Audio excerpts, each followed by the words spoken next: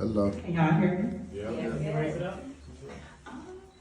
I think I'm good. I think I'm good. Okay.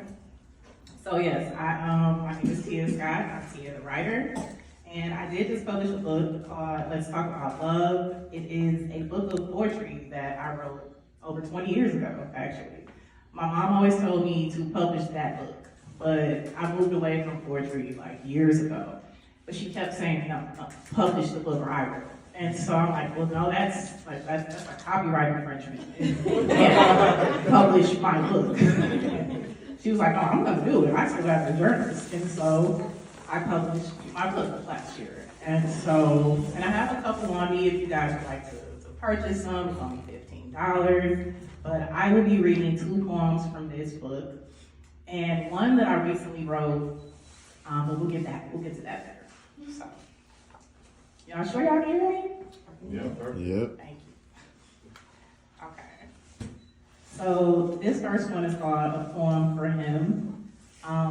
It's a funny story about this poem because I wrote it and then this actually happened to me. So that was like my first kind of instance with words having power. I was like 20 years old and I wrote it, and like at 21, I experienced the same exact thing. It's kind of crazy.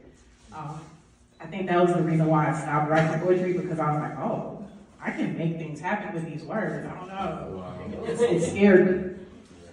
So this one is called A Poem for Him. He charmed me with his ways, so I made a date for him. He said my hair was too nappy, so I made it straight for him. 150 pounds was too much weight for him, so I worked out to become the perfect shape for him. Commitment was too scary, so he made me wait for him. Protection was too tight, so I became late for him.